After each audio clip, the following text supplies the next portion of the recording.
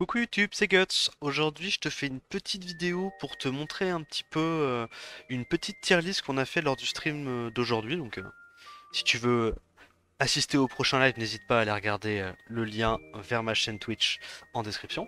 Donc là, c'est une tier list un petit peu spécifique qu'on a fait en ce moment parce que je voulais justement identifier quels étaient les monstres qui seraient les plus intéressants à parler en vidéo, donc pour essayer de continuer et de développer les concepts de vidéo, on parle d'eux.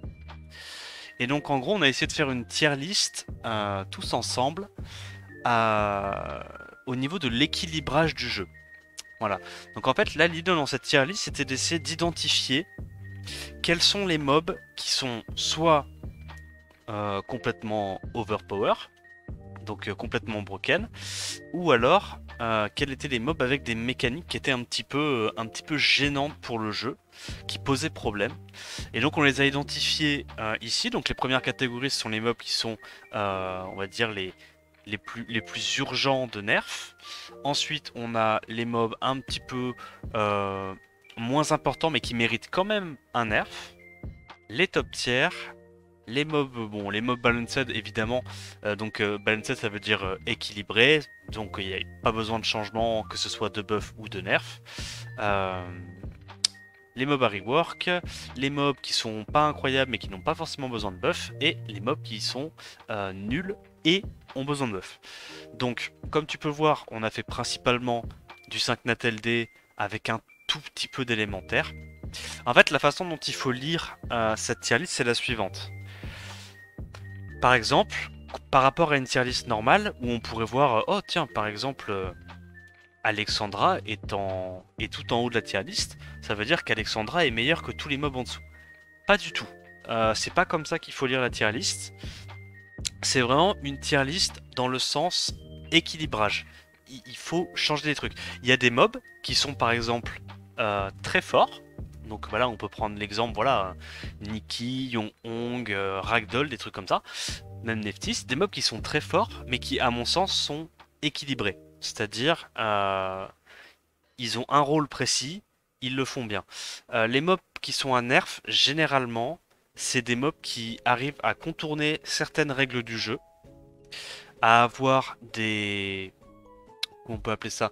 Des besoins en stats pour être build qui sont trop faciles à avoir, trop faciles à atteindre, ou alors qui ont juste un kit qui est beaucoup trop fort. Donc on peut les différencier en plusieurs catégories. Par exemple, on va prendre la première catégorie, celle qui nous intéresse le plus, j'imagine. Il y a des persos qui ont dans cette catégorie des kits qui sont simplement trop forts. Donc quand on parle de kits trop forts, on parle de quoi? On parle de Laima, Kiki, Nana, Oliver, Gianna, Kitian Dasheng, Narsha. Ça, on peut dire, c'est des mobs qui ont des kits de sorts qui sont trop forts. D'accord? Intrinsèquement, le mob est trop fort dans son kit. Ensuite, il y a des mobs qui, en plus de ça, eux, sont plutôt forts parce que ils sont extrêmement faciles à build et du coup te permettent d'avoir des mobs qui ont des stats de fou furieux parce que c'est facile à build. Euh, Là, par exemple, dans ce cas de figure, je pense à un Ogyonki qui va pas avoir besoin de taux crit, dégâts crit, ni même de résistance pour ne pas se faire contrôle et faire des dégâts de fou furieux et avoir une bonne survivabilité. Je pense également à la Kiki qui va pas avoir besoin ni d'attaque, ni de taux crit, ni de DCC pour faire des dégâts de fou tout en étant très tanky et apporter beaucoup de contrôle. Euh, le le Julian, même logique, il n'a pas besoin de tankiness parce qu'il a son passif, il a uniquement besoin de speed et de full damage, et il a même pas besoin des 100% de Tokrit parce que son S2 qui fait quasiment tout son DPS, il a 30% de Tokrit en plus quand il le fait. Donc tu vois, on arrive déjà à différencier certaines catégories de mobs. Diana, bon, Diana je l'ai mis là parce que bah, forcément c'est les poneys, hein. Le fait que les poneys puissent jouer à l'infini, c'est un problème. Il faut évidemment nerf un petit peu, mais il y a aussi cette logique de, c'est un bruiser qui fait beaucoup de dégâts alors qu'il n'a pas besoin d'énormément de stats. Il n'y a pas besoin de beaucoup de speed sur Diana, il n'y a pas besoin de beaucoup de def, il n'y a même pas forcément besoin de DCC pour que le mob tape fort, juste HP, attaque et to-crit. Donc voilà, ça c'est une deuxième catégorie. Et les troisième catégories de mobs pour moi qui sont à nerf, c'est les mobs qui ont des mécaniques qui contournent, on va dire, les règles de base de Summoner's War. D'accord? Donc là, j'aurais pu mettre aussi dans cette catégorie, mais c'est juste que dans mon outil à tier list, il n'y avait pas les 4 nats. Mais j'aurais pu mettre par contre, par exemple, le Verdé en Revenge. Verdé, le fait que Verdé puisse buff ATB sa compo sur du Revenge, ça pour moi ça mérite un nerf. C'est pas équilibré. Parce que ça peut trop facilement retourner les games sur un truc qui est RNG. Nyx, pareil. Le fait que tu rajoutes encore de la précision. Alors, quand je dis que les mobs sont un nerf, il n'y a pas forcément besoin d'un gros nerf. Évidemment que une Leima, un Oliver, vont avoir besoin d'un plus gros nerf qu'un mob comme une Diana ou une Narsha ou un Julian, on est d'accord. Ce que je veux dire en faisant cette tier list, c'est juste réussir à identifier les mobs qui auraient potentiellement besoin d'un nerf, ceux qui auraient potentiellement besoin d'un buff. Comme ça, moi après, pour ma série de vidéos qui s'intitule On parle d'eux, je vais pouvoir directement, grâce à ça, identifier quel mob serait intéressant dont il serait intéressant de parler.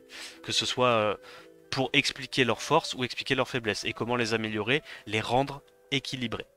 Voilà. Donc en fait, là par exemple dans cette tier list, les catégories dont il faut vraiment faire attention, c'est les deux premières, quels sont les mobs à nerf, la catégorie les mobs à rework, et la catégorie les mobs à buff. Après, bon voilà, que ton mob il soit en top tier, en balanced, ça change pas grand chose, c'est pas si grave. Ce qui est important, c'est bien savoir si on est d'accord ou pas sur des mobs qui doivent se faire nerf, des mobs qui doivent se faire rework ou des mobs qui doivent se faire buff. Donc ça c'était pour les mobs, on va dire OP qui ont besoin de se faire nerf. Et pas forcément, et tu remarqueras que c'est pas une tier list qui est axée uniquement sur de la RTA, uniquement sur du siège, uniquement sur de l'arène. C'est global. Évidemment que par exemple, quand on prend la première catégorie, évidemment que Abelio ne doit pas se faire nerf à cause de la RTA ou à cause de la def siège. Abelio, c'est un mob d'arène. Poney Dark, pareil, c'est un mob de défense arène. Bon, après, il y a des mobs comme Logyonki, comme Laima, qui eux sont un peu god tier partout. Nana aussi. Mais en fait, à partir du moment où ton mob est est fort, voire très fort dans un aspect du jeu, c'est comme ça que moi, je le valorise. Parce que pour moi, c'est absolument normal que les mobs ne soient pas forts, ne soient pas god tier dans tous les aspects du jeu. D'accord? Si ton mob est déjà fort dans un aspect du jeu, c'est bien, c'est un bon mob. Le problème, il intervient quand justement il y a des mobs qui sont tellement forts, qui sont jouables dans tous les aspects du jeu, et que dans tous les aspects du jeu, ils sont god tier quasiment. C'est ce qu'on observe quand même pas mal avec les mobs qu'il y a au-dessus. Tu vois, par exemple, pour moi, un Grogen, Neftis, etc., très fort, mais c'est pas aussi problématique que les mobs qu'on peut voir au-dessus. Parce que les mobs qu'on peut voir au-dessus, généralement, et ça j'en parlerai dans plusieurs de mes vidéos, on parle de quand j'aborderai ces sujets, généralement c'est des mobs qui ont des kits qui se suffisent à eux-mêmes, des mobs qui arrivent à contourner certaines lois, que ce soit au niveau de la quantité de stats requises, au niveau de la puissance du kit, ou au niveau des mécaniques qui sont plus ou moins injustes et frustrantes dans le jeu. Et il y a d'autres mobs qui sont certes très forts, mais qui ne présentent pas ce genre de profil. Et donc ça, on aura l'occasion d'en parler et de t'aider à comprendre ce dont je parle lors de prochaines vidéos, que ce soit avec les mobs forts ou avec les mobs faibles. Il y a une catégorie qui est assez intéressante que j'ai pas encore présentée, la catégorie des rework. En fait, ce que j'entends dans la catégorie rework, c'est-à-dire que il faut plus qu'un up ou qu'un buff pour rendre ces persos viables. Je m'explique. Bon, Zen, Je te fais pas un dessin, tout le monde l'a présenté, le perso est nul. Le kit est pas bon, il faut changer le kit fondamentalement. Bess, par exemple, le changement qu'ils ont fait sur son S3 à l'époque, donc qui est passé de Break Def, Buff Anti-Heal, Destroy DHP à Break Def, Destroy DHP et Buff Anti-Cleanse. Ça c'était un rework. Ce rework n'a pas du tout marché. Là, pour moi, il faut re-rework le mob. Il faut re-rework le mob ou alors peut-être re-rajouter le buff anti-heal comme avant, je ne sais pas. Mais il faut changer quelque chose. Euh, Pareil, la mécanique de la totémiste Dark, quand tu compares à la totémiste Dark, c'est littéralement le kit de la totémiste Feu en moins bien et avec un passif qui sert à rien. Qui sert souvent à rien. Donc ça c'est pareil. Pour moi il faudrait plus différencier ce genre de mob. Le démon light, pourquoi est-ce que je le mets en rework? Parce que pour moi le démon light, il y a un problème au niveau de son kit. Je m'explique.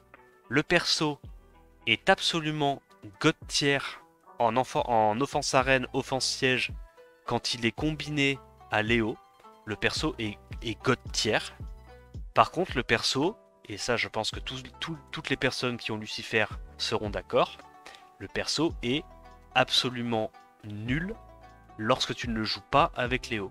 Pour moi, il y a un problème au niveau de son kit. Il faut essayer de repenser son kit. C'est pas normal que le perso soit en même temps crack broken en combo avec un autre et en même temps nul si tu n'as pas ce mob là. Fondamentalement, il faut revoir un truc dans le kit. Singe Dark, pareil. Singe Dark, le problème c'est que donc pour ceux qui savent pas, Singe Dark, actuellement il a été up la dernière fois. Il stun Break Def 75% de chance sur le S3 et sur le S2 il vole un buff pardon et il met le Break Def 2 tours et ça a 2 tours de CD.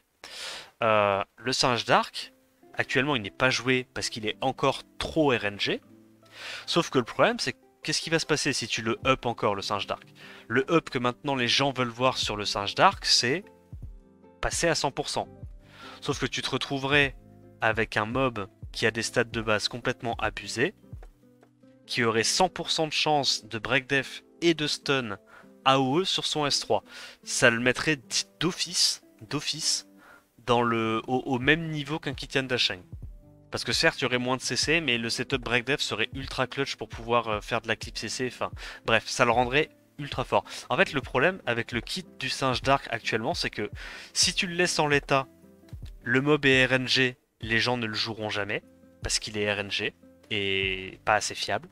Et si tu continues de le buff, en gardant le même kit, le mob devient tout de suite beaucoup trop fort. Donc, pour ça aussi que, à mon avis, le Singe Dark, c'est peut-être plus pertinent d'aller chercher un rework que d'aller chercher un buff ou... Non, pas un nerf parce qu'il n'est pas très très fort actuellement, mais c'est plus pertinent de faire un rework qu'un buff dans son cas. Bref, et c'est comme ça pour les quelques mobs qu'on a mis dans la catégorie rework.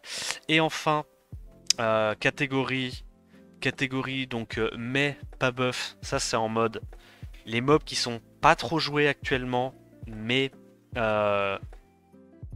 qui ne bénéficient à mon avis pas, qui n'ont pas besoin d'un buff à mon avis, parce que c'est des mobs qui ont déjà un kit qui est suffisamment viable, suffisamment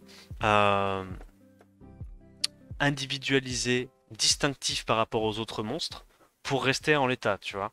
Juste, voilà, comme je disais un petit peu plus tôt dans la vidéo, tous les mobs ne sont pas faits pour être top tier, god tier.